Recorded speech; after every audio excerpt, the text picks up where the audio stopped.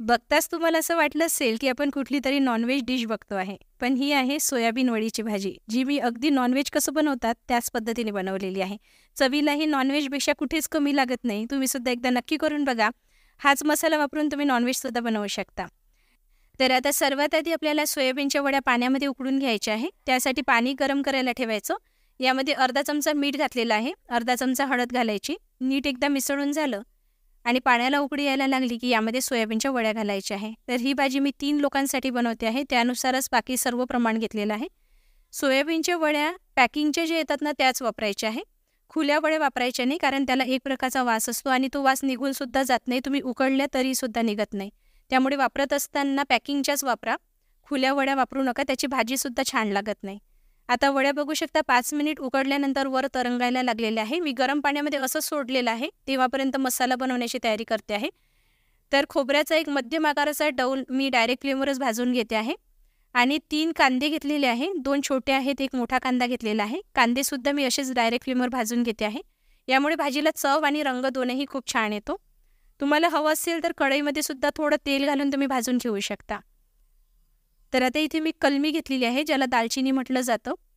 तर त्याचे 2 तुकडे घेतलेले आहे, 2 लवंग घ्यायच्या. सोबतच 3 विलायची घेतलेली आहे आणि जे खोबरं पण भाजून घेतलेलं होतं ना, ती घालायचं आहे. हे खोबरं वरून जरी तुम्हाला जळलेलं दिसत असेल, तरी आतून हे कच्चंच असतं, फार भाजलं जात नाही. त्यामुळे कळवट अशी चव भाजीला येत नाही. एकदा फिरवून घ्यायचं. यामध्ये आता लसूण घालते आहे. लसूण या भाजीला थोडा जास्त घालायचा, चव छान येते. जो कांदा पण भाजून घेतलेला होता, तो सुद्धा यामध्येच मी घालते आहे. एकत्रच आपण सर्व वाटण तयार करूया, त्यामुळे वेळ लागणार नाही, भाजी झटपट तयार होते. कोथिंबीर घालायची, 1 ते 2 इंच आलं घालायचं, जिरे घालायचं आणि याची पेस्ट तयार करायची. हवं असेल तर थोडं पाणीही घालू शकता आणि छान फाईन पेस्ट तयार करायची आहे, जाडसर ठेवायचं नाही. तर इथे मी 2 टोमॅटो चिरून घेतलेले आहे, त्याचीसुद्धा पेस्ट तयार करून घेणार आहे. फोडणीसाठी कढईमध्ये तेल घालायचं. आता ज्या वड्या आपण उकडून घेतलेल्या होत्या, त्यातलं पाणी मी सर्व निथळून घेते आहे आणि आता या वड्यामध्ये मी साधं पाणी घालते आहे, कारण जी आपण हळद घातलेली आहे, मीठ घातलेली आहे, ते एक्स्ट्रा हळद आणि मीठ निघून जावी आणि या वड्या लवकर गार व्हाव्या म्हणून मी इथे गार पाणी घातलेलं आहे आणि यातलं सर्व पाणी आपल्याला पिळून काढायचं आहे. तर दाबून दाबून पिळून काढायचं आहे. यामध्ये जो फेस असतो ना, तो निघून जायला हवा. अशा पद्धतीने याला छान पिळून घ्यायचं आहे. तर असं पिळल्यामुळे काय होतं, जो वड्यामध्ये जो वेगळा वास असतो ना, तो निघून जातो. कारण आपण बरेच वेळा बघितलं असेल, सोयाबीनच्या वड्या जेव्हाही आपण बनवतो, बरेच जणांना या वड्या त्यामुळेच आवडत नाही, कारण याला एक प्रकारचा वास असतो. तर अशा पद्धतीने पिळून घेतला तर वासही निघून जातो. कढईमध्ये तेल गरम झालं की अर्धा चमचा जिरे घालायचं आणि तयार केलेलं वाटण घालायचं आहे. एकदा वाटण तयार केले ना आणि वड्या उकडून घेतल्या की ही भाजी बनवायला फार वेळ लागत नाही. खूप लवकरात लवकर ही भाजी तयार होते, पण चवीला अगदी नॉनव्हेजसारखीच लागते. आता मध्यम आचेवर वाटण परतून घेतलेलं आहे. यामध्ये मी 1 ते 2 चमचे भाजलेला शेंगदाण्याचा कूट घालते आहे आणि हा सुद्धा वाटणबरोबर नीट परतून घ्यायचा. आता वाटण इथे परतून झालेलं आहे. यामध्ये मी लाल तिखट घालते आहे. तिखट तुमच्या आवडीनुसार घाला. मी 1 मोठा चमचा घातलेला आहे. अर्धा चमचा हळद, भाजलेल्या धण्याचं पूड 1 चमचा घातलेला आहे. सर्व नीट एकदा आपण मिसळून घेऊया. तर मसाला मस्त परतून झालेला आहे. आता यामध्ये टोमॅटोची जी पेस्ट आपण तयार केलेली होती ती घालायची आहे. तर टोमॅटो इथे आपण न भाजता घेतलेला आहे. कच्चा असल्यामुळे टोमॅटो नीट शिजवून घ्यायचा आहे. नाहीतर याचा आंबटपणा खूप तीक्ष्ण लागतो आणि कच्चेपणा भाजीला सुद्धा येतो. आता यामध्ये मी कांदा लसूण मसाला 1 चमचा घातलेला आहे. कांदा लसूण मसाला घातल्यामुळे सुद्धा या भाजीला खूप छान चव येते. सर्व नीट एकदा मिसळून घेऊया. मसाले परतून झालेले आहे. आता यामध्ये पाणी घालायचं आहे.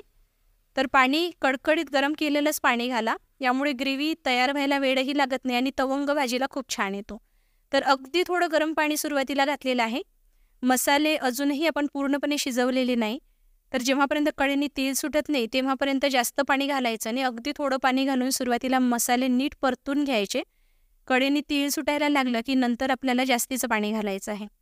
तर तुम्हाला भाजी किती दाटसर हवी आहे, पातळ हवी आहे, त्यानुसार पाणी घालायचं आहे. पण सोयाबीन वड्यांची भाजी बनवत असताना मी तुम्हाला हे सांगेल की भाजी खूप जास्त पातळ बनवू नका. ही भाजी जर पातळ बनवाल ना तर पाणी पाणी अशी चव यायला लागते. कारण वड्या जेव्हा तुम्ही रस्स्यामध्ये सोडतात त्या वड्या पाणी ॲब्झॉर्ब करतात आणि जेव्हा खातो ना आपण त्यावेळी पाणी सुटायला लागतं वड्यांमधून. तर त्यासाठी काय करायचं, दाटसरच ग्रेव्ही ठेवून ही भाजी बनवायची. मी थोडी कसुरी मेथी घातलेली आहे आता वड्या घालायच्या आणि नीट मसाल्याबरोबर परतून घ्यायच्या. तर ही भाजी अशी सुद्धा बनवता येते. जर तुम्हाला चमचमीत आणि अशी कोरडी भाजी हवी असेल ना, तर अशी सुद्धा खूप छान लागते. झाकण ठेवायचं, गॅस मंद आचेवर ठेवायचं आणि 5-1 मिनिटासाठी कढईने तेल सुटेपर्यंत शिजवून घ्यायचं. तर मसाल्यांचा जो फ्लेवर असतो ना, तो वड्या ॲब्झॉर्ब करतात आणि वड्यांची चव खूप छान येते. म्हणजे जो वड्यांमध्ये जो वास असतो ना, तो सर्व निघून जातो आणि खात असताना तुम्हाला अजिबात असं वाटणार नाही, की आपण सोयाबीन वडीची भाजी खातो आहे. आता अजून मी यामध्ये पाणी घातलेलं आहे. चवीनुसार मीठ घालायचं. सुरुवातीला एकाच वेळी भरपूर मीठ घालू नका, कारण वड्या शिजवत असताना आपण मीठ घातलेलं होतं. वड्यासुद्धा थोडं मीठ ॲब्झॉर्ब करतात. त्यामुळे खूप खारट भाजी होऊ नये म्हणून एकदा चाखून बघायची. जर मीठ कमी वाटत असेल तर जास्तीचं मीठ घालायचं. आता झाकण ठेवायचं आणि परत त्याला 5 ते 10 मिनिटासाठी कढईने तेल सुटेपर्यंत शिजवून घ्यायचं आहे. तर बघू शकता मी ही भाजी दाटसर ग्रेव्ही ठेवूनच बनवलेली आहे आणि मी तुम्हाला सुद्धा हेच सांगेल की ही भाजी अशीच दाटसर ठेवून बनवा. खूप पातळ जर बनवाल तर वड्याची चव खूप जास्त पाणी अशीच येईल. वरून चिरलेली कोथिंबीर घालायची आहे. ही भाजी इथे तयार झालेली आहे. बघू शकता मस्त चमचमीत दिसते आहे. बघितल्याबरोबर खाण्याची इच्छा होईल एवढी भन्नाट दिसते आहे. वरून गरम मसाला घालायचा म्हणजे गॅस बंद केल्यानंतर आणि कसुरी मेथीसुद्धा एकदा सर्वात शेवटी नक्की घाला. छान चव येते. चिरलेली कोथिंबीर घालायची. तर ही नॉनव्हेजसारखी दिसणारीच नाही तर चवीलासुद्धा नॉनव्हेजसारखीच लागणारी सोयाबीन वडीची भाजी तयार झालेली आहे. जो मसाला मी तुम्हाला इथे बनवून दाखवलेला आहे तोच मसाला वापरून तुम्ही नॉनव्हेजसुद्धा बनवू शकता. म्हणजे चिकन, मटण जर बनवायचं असेल ना, तर हाच मसाला वापरून तुम्ही बनवू शकता. आणि एकदा या मसाल्यामध्ये ही सोयाबीन वडीची भाजी तुम्ही बनवून बघा. खरंच सांगते अगदी नॉनव्हेजसारखीच चव तुम्हाला सोयाबीन वडीच्या भाजीमध्ये चाखायला मिळेल. रेसिपी तुम्हाला कशी वाटली मला कमेंट करून नक्की कळवा. जर तुम्हाला आवडली असेल तर लाईक करा. अशाच रेसिपी जर तुम्हाला पुढेही बघायची असेल तर घरोघरी अन्नपूर्णा या यूट्यूब चॅनललाही सबस्क्राईब करा. त्याचबरोबर फेसबुक पेजलाही फॉलो करा. म्हणजे अशाच नवनवीन रेसिपीज पुढेही तुम्हाला माझ्या चॅनलवर बघायला मिळेल. लवकरच भेट होईल. तोपर्यंत हा व्हिडिओ बघण्यासाठी तुमचे मनःपूर्वक आभार.